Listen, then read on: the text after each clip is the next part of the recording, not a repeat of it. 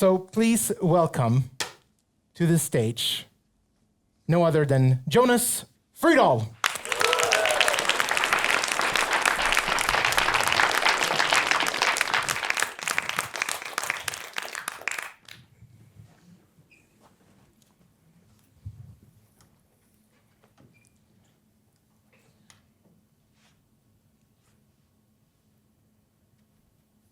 Did you hear that?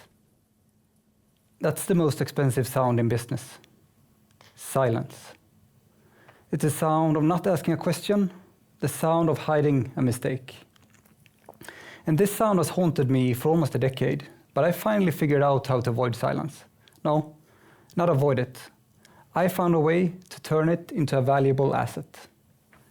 Today, I will tell you how. No, I will show you how.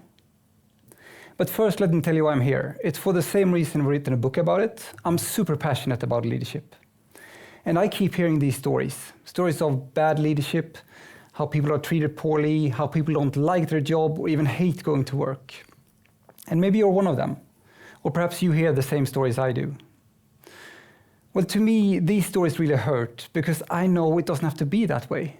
And I would even say that it shouldn't be that way. See, work is not a small part of life. We spend a majority of our waking time each day at work. And those days make up a majority of the days during a year. And those years, well, they make up a majority of your life.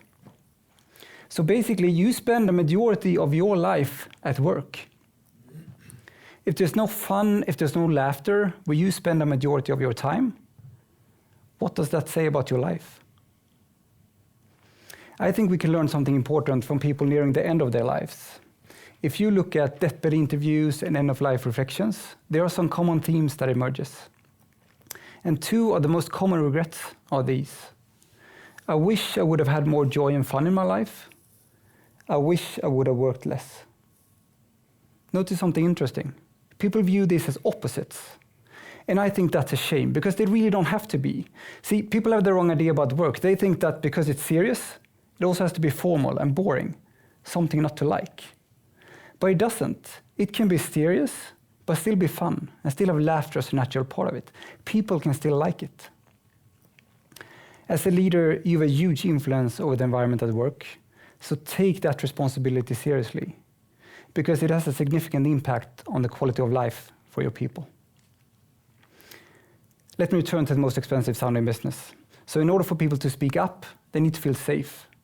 They need to know it's risk-free, even if they're wrong. More than a decade ago, back in 2012, Google started Project Aristotle. And their question was simple. What actually makes a team high-performing? And they studied 180 teams over 2 years, and they measured everything they could think of. Intelligence, education, personality, age, diversity, the list just goes on. And they found 5 key factors. But one of them stood out. It was so fundamental that if that was missing, the other 4, they didn't really matter. That one thing was psychological safety. This is a Formula 1 car. It's the fastest racing in the world. Top speeds over 360 kilometers per hour or 220 miles per hour. The drivers are world class. Now imagine they would race, but there would be no brakes. Now we know the intention of brakes, they are to slow things down, right? However, with no brakes, the racing would be super slow, because the brakes are what makes them go faster.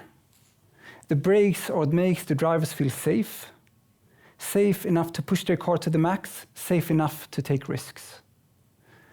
Their brakes are to them what psychological safety is to teams.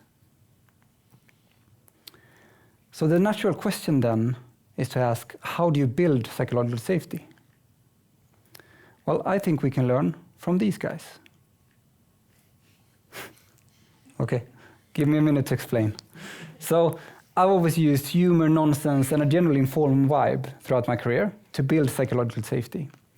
And if this was 5 years ago, I probably would have said that this is just my personal style of leading. In fact, I did back then.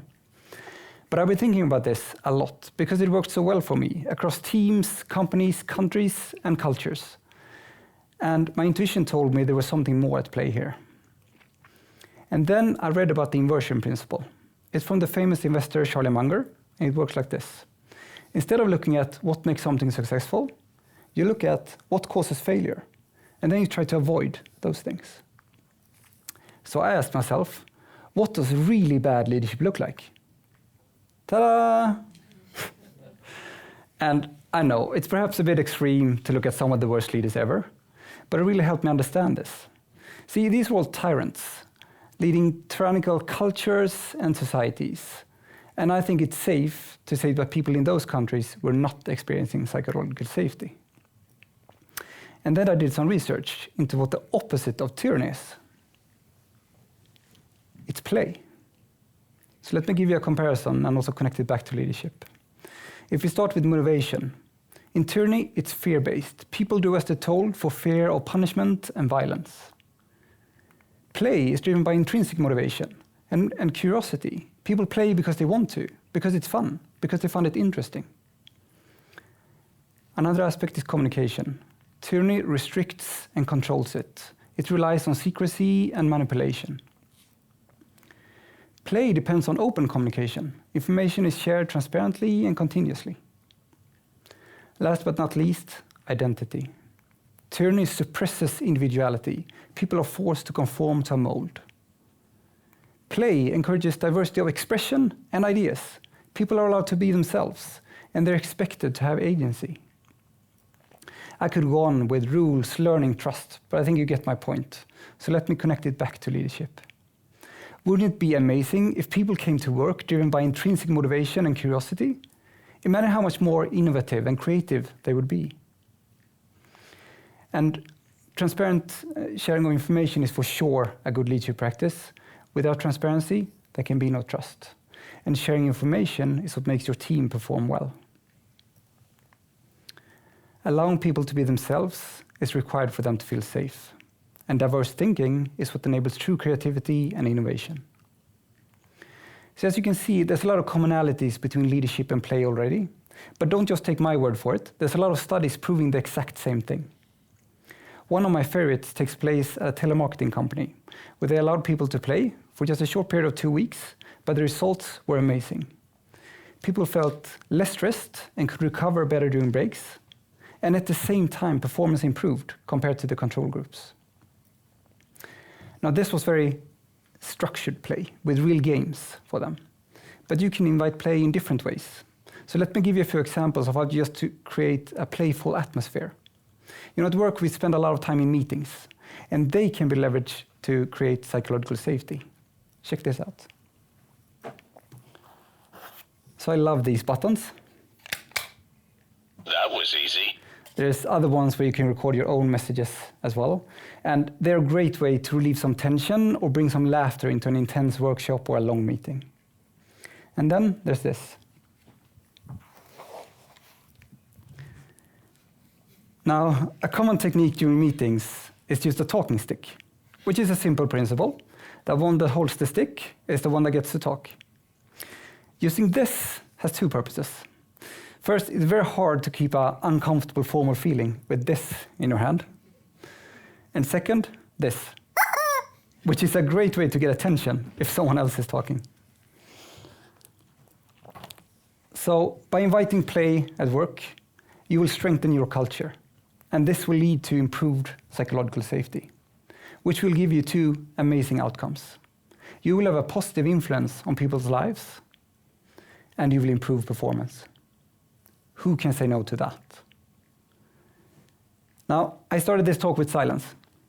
So now let's listen to this.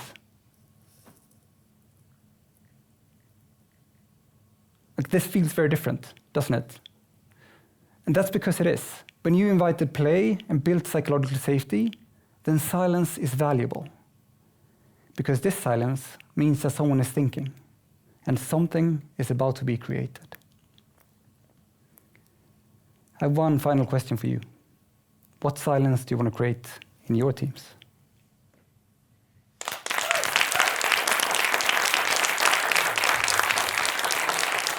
Thank you.